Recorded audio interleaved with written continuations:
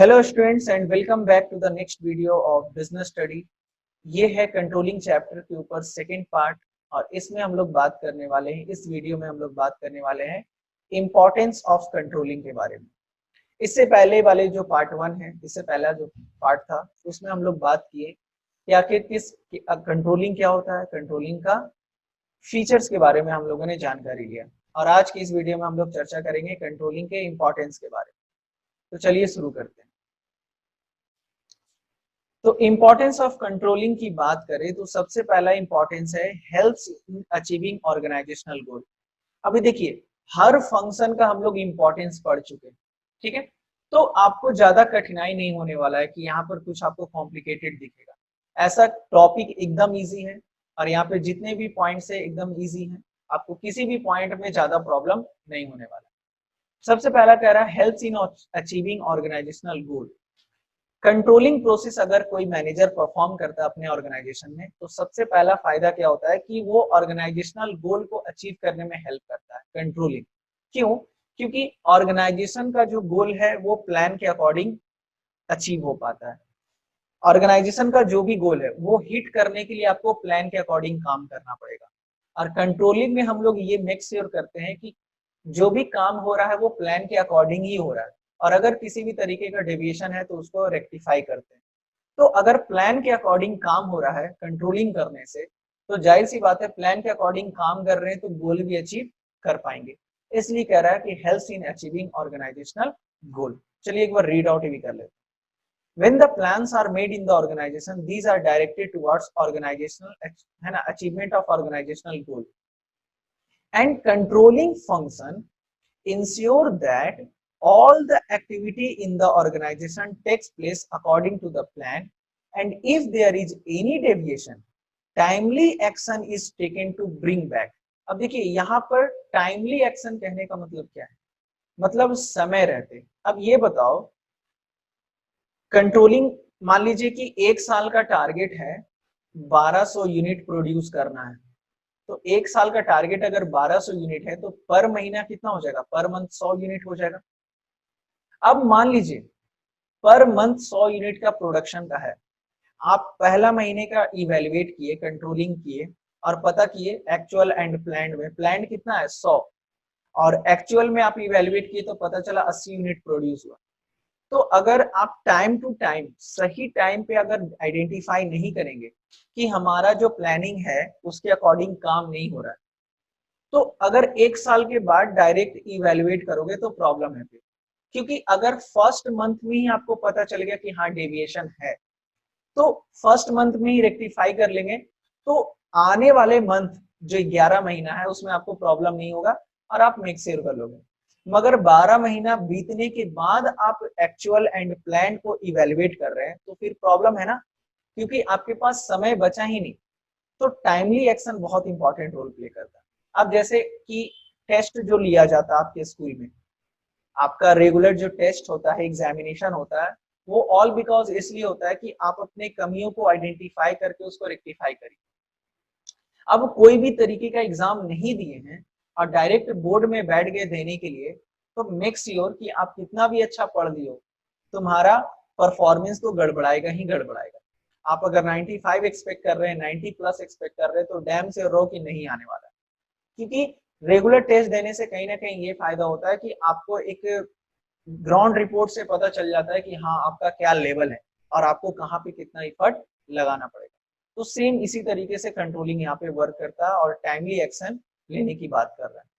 When all the activities are going according to the plan, then automatically this will direct towards the achievement of organizational goal.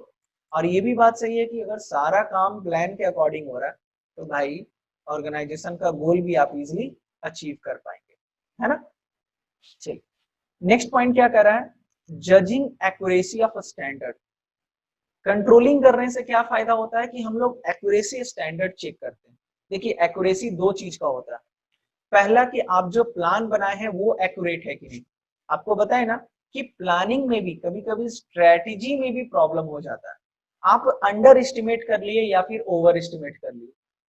तो controlling करने से ये भी पता चल जाता है कि हमारा जो स्ट्रेटेजी है, हमारा जो प्लानिंग है वो एक्यूरेट है कि नहीं, और अगर वो एक्यूरेट है तो performance level of the employee accurate है कि नहीं। ठीक है, तो judging accuracy of a standard भी होता है। ठीक है, चलिए देखिए क्या बोल रहे हैं। Through strategic control we can is easily judge whether the standard or the target set are accurate or not, है ना। कंट्रोलिंग प्रोसेस से फायदा क्या होता है ना कि आप जो टारगेट सेट किए हैं वो एक्यूरेट है कि नहीं ये पता चल जाता है। An accurate control system receive standard from time to time to match them with the environmental changes, है ना। और कहीं ना कहीं अगर कभी भी किसी भी तरीके का चेंजेस आता है तो वो भी आप इजिली, जैसे कभी कभी थोड़ा बहुत चेंजेस आ जाता है। ठीक है, जैसे मान लीजिए आपका प्लान था कि आप 6 रुपए पर यूनिट प्रोड्यूस करेंगे, आपका प्लान था कि 6 रुपए पर यूनिट प्रोड्यूस करेंगे, आपका कॉस्ट रहेगा, मगर रॉ मटेरियल का प्राइस थोड़ा बढ़ गया, तो भाई जाहिर सी बात है इसको, अब रॉ मटेरियल का प्राइस बढ़ा है तो कॉस्ट भी बढ़ेगा, तो इसको मैनेज कैसे किया जाए, इसको कंट्रोल कैसे किया जाए, है ना। जजिंग एक्यूरेसी स्टैंडर्ड के हिसाब से भी काम, कंट्रोलिंग के काम से ही कंट्रोलिंग करते हैं, तो ये सब प्रॉब्लम थोड़ा सॉर्ट आउट हो जाता है। देखते हैं यहाँ पे क्या कह रहा है। How is the production going on, ये बाबू मैनेजर साहब हैं, पूछे भाई बताओ कैसा चल रहा है। Sir the production of all the work have a deviation of 10 to 20 unit per day. बोला सर बड़ा गड़बड़ है, पर डे 10 से 20 यूनिट का डेविएशन हो रहा है, यानी कि हम जो टारगेट सेट किए थे वो टारगेट के अकॉर्डिंग काम नहीं हो रहा है।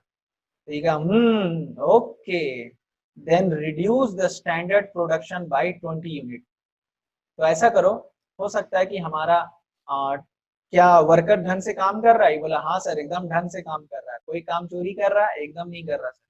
तो चलो हो सकता है कि हमारा जो प्रोडक्शन का जो टारगेट है वो थोड़ा ओवर एस्टिमेट हो गया है, उसको अंडर एस्टिमेट करो और 20 से रिड्यूस कर दो, तब टारगेट टाइम पे आ जाएगा, है ना। तो इस तरीके से भी कहीं ना कहीं। अच्छा, तो नेक्स्ट प्लानिंग जो होगा, मान लीजिए अगर आप 120 यूनिट का प्लान बना है तो अगला प्लान जो बनाएंगे वो 100 यूनिट पर डे के हिसाब से प्लान बनाएंगे, क्योंकि 20 यूनिट से आप रिड्यूस कर रहे हैं।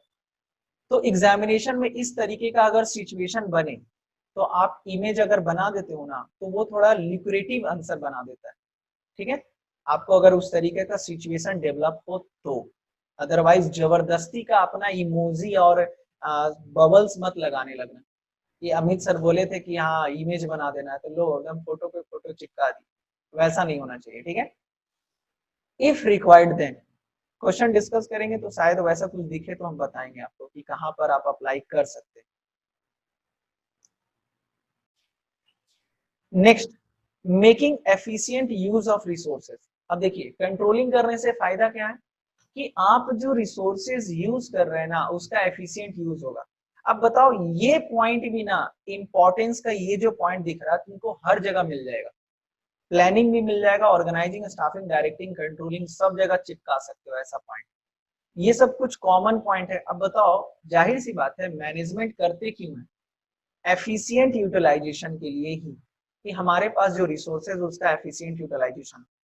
मगर बस फर्क क्या होता है, कंट्रोलिंग में है तो कंट्रोलिंग में लिखने का तरीका थोड़ा अलग हो जाएगा, प्लानिंग है तो उसका तरीका अलग हो जाएगा, और डायरेक्टिंग का अलग, ऑर्गेनाइजिंग का अलग हो जाएगा, थोड़ा सा, है ना, तरीका चेंज हो जाएगा, मगर मेन मोटिव वही होता है कि रिसोर्सेज को एफिशिएंटली यूटिलाइज करना। तो देखिए यहाँ पे क्या कह रहा है, like traffic signal control guide the organ traffic signal control guide the organization and keep in it on the right track. Each activity is performed according to the predetermined standard. As a result, most and effective use of resources, है ना। जिस तरीके से plan किया गया उस तरीके से ही काम हो रहा है, और हम लोग ये मेक श्योर करते हैं कि उसी तरीके से ही काम हो। तो इसलिए जाहिर सी बात है प्लानिंग में कभी ना कभी ऐसा नहीं होता है कि आप ऑर्गेनाइजेशन के रिसोर्सेज के वेस्टेज की बात कर रहे हो, हमेशा रिसोर्सेज को, वेस्टेज को एलिमिनेट करने की बात करते हैं। तो प्लानिंग में अगर वेस्टेज रिड्यूस करने की बात हुई है, प्लानिंग में हम लोग रिसोर्सेज का वेस्टेज नहीं होने दे रहे हैं, तो जाहिर सी बात है अगर उसी तरीके से काम भी होगा तो वहां पर भी रिसोर्सेज का वेस्टेज नहीं होगा, है ना। तो एकदम सिंपल टॉपिक है। नेक्स्ट पॉइंट क्या कह रहा है, इंप्रूविंग एम्प्लॉय मोटिवेशन, है ना। कंट्रोलिंग प्रोसेस से एम्प्लॉय का मोटिवेशन भी इंप्रूव होता है। अब ये भी पॉइंट आप देखते होगे हर जगह चिपका सकते हो। An effective control system communicate the goal and standard of appraisal for employee to subordinate well in advance. A good control system also guide employee to come out from their problem, है ना। एक अगर अच्छा controlling system है, यानी कि आपके organisation में एक ऐसा स्ट्रक्चर है जहां पे किसी भी तरीके के एम्प्लॉय के प्रॉब्लम को इजीली सॉर्ट आउट कर दिया जाता है, तो भाई वर्कर को क्या चाहिए, उनके प्रॉब्लम को सॉर्ट आउट करो, है ना। उनको अगर टेक्नोलॉजी चाहिए तो टेक्नोलॉजी दीजिए, उनको ट्रेनिंग चाहिए तो ट्रेनिंग दीजिए, उनको प्लान के अकॉर्डिंग काम करवाइए। तो कहीं ना कहीं ऑर्गेनाइजेशन का ग्रोथ होगा इससे, और ऑर्गेनाइजेशन का ग्रोथ होगा तो वर्कर का भी ग्रोथ होगा। तो जैसे ही वर्कर का ग्रोथ होगा वो मोटिवेटेड रहेंगे। तो this free communication and care motivate the employee to give their best performance. तो बस ये सब चीज ना आप मतलब एक बार पढ़ लोगे तो आपके दिमाग में ये बातें बैठ जाएंगी कि कोई बड़ा चीज नहीं, इसमें कोई कॉम्प्लिकेटेड चीज ही नहीं कि तुम कुछ क्रॉस क्वेश्चन कर सकते। इम्प्रूव एम्प्लॉय मोटिवेशन कैसे, तो सिंपल सा बात है सर, एम्प्लॉय को गाइड किया जाता है, उनको केयर किया जाता है, उनके प्रॉब्लम को सॉर्ट आउट किया जाता है। तो अगर उनके सारे प्रॉब्लम को अगर सॉर्ट आउट किया जाएगा तो वो मोटिवेटेड होकर काम करेंगे, और जब भी मोटिवेटेड होकर काम करेंगे तो बेस्ट परफॉर्मेंस के साथ काम करेंगे। सिंपल। नेक्स्ट है आपका इंश्योर ऑर्डर एंड डिसिप्लिन। जाहिर सी बात है भाई, कंट्रोलिंग में हम लोग क्या करते हैं, हम लोग ये मेक श्योर करते हैं कि जिस ऑर्डर में डिसीजन लिया गया है, मतलब जो स्टेप्स डिसाइड किए गए हैं उस स्टेप में ही काम हो रहा हो, है ना, उसी स्टेप्स के साथ काम किया जा रहा हो, और कोई फर्दर स्टेप्स मतलब अननेसेसरी का स्टेप नहीं ले रहे। डिसिप्लिन की बात हो रही है ना, ऑर्गेनाइजेशन के रूल्स एंड रेगुलेशन के फॉलो की बात हो रही है।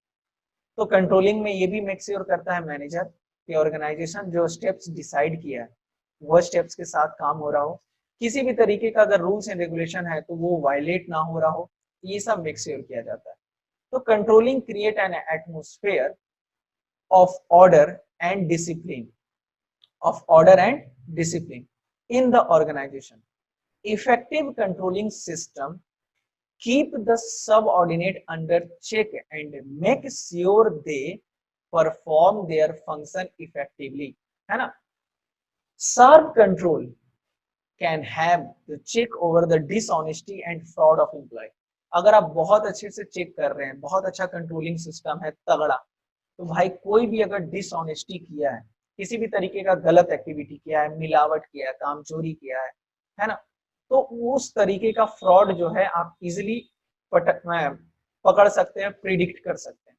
प्रिडिक्ट कहने का मतलब आइडेंटिफाई कर सकते हैं। Strict control monitor employee work on computer which bring more order and discipline in the work environment, है ना।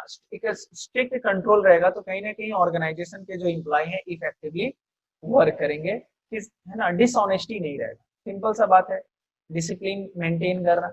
तो ये सब आप खुद से भी एक बार पढ़ोगे ना तो आपको क्लियर हो जाएगा, क्रिस्टल क्लियर हो जाएगा, इसमें कोई बड़ा चीज है ही नहीं। एंड लास्ट क्या है, फैसिलिटेट कोऑर्डिनेशन इन एक्शन, है ना, कोऑर्डिनेशन बनाए रखता है। तो जाहिर सी बात है भाई, हर फंक्शन का ही काम होता है कि कोऑर्डिनेशन बना के रखे, इक्विलिब्रियम बना के रखे, है ना। ये मेक श्योर करे कि सारे डिपार्टमेंट एक दूसरे से मिल के काम कर रहे हैं, किसी भी तरीके का क्लैश नहीं हो रहा है ना। फिर उसके बाद और जितने भी डिपार्टमेंट है, जिस तरीके से प्री डिटरमाइंड मैनर में काम करने की बात हुई थी, उस प्री डिटरमाइंड मैनर के साथ ही काम किया जा रहा है। मतलब जो स्टैंडर्ड मेंटेन करना था वो स्टैंडर्ड मेंटेन किया जा रहा है। ठीक है, देखिए क्या कह रहा है, control help to maintain equilibrium between means and ends. Means कहने का मतलब क्या, रिसोर्सेस, और उस रिसोर्सेस से क्या बनाना है, कितने समय में बनाना, इफेक्टिवली एंड एफिशिएंटली, इसकी बात हो रही है। मीन्स मतलब स्टार्टिंग में आपके पास रिसोर्सेज है, इसको कन्वर्ट करके आप फिनिश गुड्स यहाँ पे बनाए, बात समझे? तो इसको क्या बोलेंगे, मीन्स एंड एंड्स। तो ये मेक श्योर करता है कि मीन्स एंड एंड्स आपका सही हो।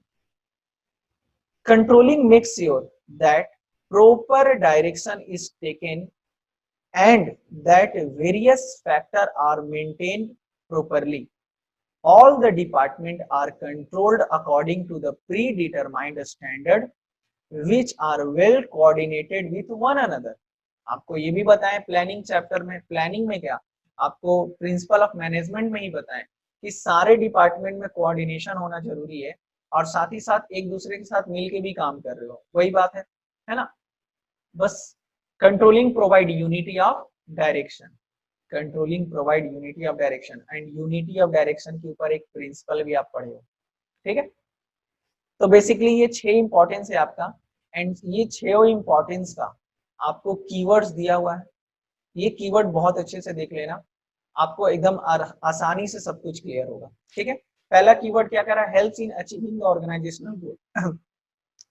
Focus on plan. अगर किसी भी केस स्टडी में प्लान का फोकस की बात हो रहा है, देखो आप देखियो इतना सारा केस स्टडी पढ़े हैं, इसमें आपको पता चल गया होगा कि केस स्टडी जो है ना एक ही 2 वर्ड पे पकड़ाता है कि क्या इंपॉर्टेंस है और क्या इंपॉर्टेंस नहीं है।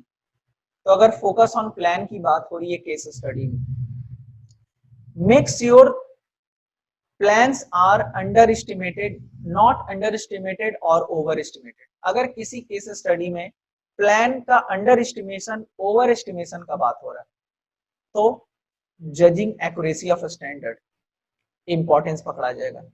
Controlling ensure no wastage by communicating the target in advance and motivate the employee, improving motivation. Ensure orderly discipline, strict control ensure discipline and orderly. Strict control अगर है तो भाई जाहिर सी बात है डिसिप्लिन भी मेंटेन रहेगा और जो एक्सपेक्टेड मैनर में काम की बात हो रही थी वो मैनर भी मेंटेन किया जाएगा। And controlling ensure proper integration between various activities, है ना? तो आई होप कि आपको पूरी बातें अच्छे से क्लियर होंगी। अब हम लोग डिस्कस करेंगे केस स्टडी, है ना? चलिए, तो सबसे पहला क्वेश्चन कह रहा है, अभी तक जो भी टॉपिक पढ़े हैं उसी से, to make sure employee focus on work and follow the method of production as per the plan, management of Amera Limited decided to install CCTV, closed circuit television in the factory for monitoring the activities of the worker. The managerial function, अब देखो managerial function जैसे ही बोला यानी कि function of management, और option में भी function of management दिख रहा है, तो इसमें कोई दिक्कत नहीं है, किसी को भी बताने का जरूरत नहीं है कि इसका जवाब क्या होगा, है ना? यहाँ पे मेक श्योर कर रहा है कि भाई to follow the method of production as per plan. इसी पॉइंट से आपको पता चल जाए, follow the method of production as per plan of the management. Plan के हिसाब से काम होना चाहिए, तो क्या होगा, कंट्रोलिंग हो जाएगा, ठीक है? चलिए नेक्स्ट क्वेश्चन की बात करें। हाँ, एक बच्चा कह रहा है सर इतना डिफिकल्ट क्वेश्चन एग्जाम में आता है। सर नहीं बाबू, इतना डिफिकल्ट तो एग्जाम में नहीं आता, मगर ऐसा नहीं कि ऐसा ऐसा तरीके का इजी क्वेश्चन नहीं पूछा जाता है। तुम क्वेश्चन का मजाक उड़ा रहे हो, सर इतना डिफिकल्ट पूछा जाता है। अरे बाबू, इजी क्वेश्चन भी पूछा जाता है एग्जाम में, ऐसा थोड़ी है। एग्जाम में आपका 30% क्वेश्चन इजी रहता है, बहुत इजी, और 20% क्वेश्चन हाईली इंटेलेक्चुअल क्वेश्चन होते हैं, तो वहां पे बच्चों को प्रॉब्लम होता है, बात समझे? बाकी जरूरी नहीं कि हमेशा एकदम टफ ही पूछा जाए। सेकंड क्वेश्चन कह रहा है मेरे बच्चों, with the help of controlling function the management can know not only about the deficiency in the performance, but it also helps the management to know whether the standard or plan are set accurately, correctly or not। बताइए, कह रहा है कि controlling process से manager को ना कि सिर्फ ये पता चलता है कि डेफिशिएंसी और परफॉर्मेंस के बारे में, बट ये भी पता चलता है कि जो स्टैंडर्ड हम लोग बनाए हैं वो सही बना है कि नहीं। The importance of management discussed above is, तो बताइए किसकी बात कर रहा है? Ensure discipline, facilitate coordination, judging the accuracy and standard की, making efficient use of resources, बहुत ही अच्छे से ये पॉइंट आपको बताया गया है। आई नो कि आपका सभी को जवाब दोगे। क्या होगा आंसर इसका, बताओ फटाफट, क्या होगा इसका जवाब? Very good Aditya, right answer section C. Very good Dipti, है ना, कि अगर कंट्रोलिंग फंक्शन हम परफॉर्म करते हैं तो इससे फायदा ये है, ना कि सिर्फ यही फायदा है कि डेफिशिएंसी इन परफॉर्मेंस, डेफिशिएंसी तो पता चलता ही है, साथ ही साथ ये भी पता चल जाता है कि जो प्लान और स्टैंडर्ड बना है वो करेक्ट बना है कि नहीं। तो ये कौन सा है? Third is the right answer, that is judging accuracy standard. अब बताओ, इस तरीके का क्वेश्चन अगर आ जाता है तो आप आराम से बना लोगे। चलिए वेरी गुड, बहुत अच्छी बात है। नेक्स्ट क्वेश्चन क्या कह रहा है? नेक्स्ट क्वेश्चन कह रहा है mister Ankit is the chief manager in well known MNC producing shoes, जूता बनाने का काम करता है इसकी company. He called the production manager, chief manager है ध्यान रखना, तो प्रोडक्शन मैनेजर को बुलाया of his unit and told him to keep a constant watch on all the activity of his respective unit so that there is no possibility of adverse result, है ना। आप regularly सारा चीज check करिए ताकि किसी भी तरीके का कोई एडवर्स रिजल्ट ना आए। as long as the company runs its operation, employee all the level will adopt it to achieve the result। और जिस तरीके से ये ऑर्गेनाइजेशन सॉरी अरे बाप रे, है ना, ओह क्या कह रहा है? He called the production manager of his unit and told him to keep a constant watch on all the activity of his respective unit so that there is no possibility of adverse result। As long as the company runs its operation, employee at all the level will adopt it to achieve the result। और जैसे जैसे ये काम होगा हर employ adopt कर लेगा सारे level का। तो क्या पूछ रहा है? Identify the function of management referred, तो बताइए फंक्शन ऑफ मैनेजमेंट क्या होगा? Controlling, very good.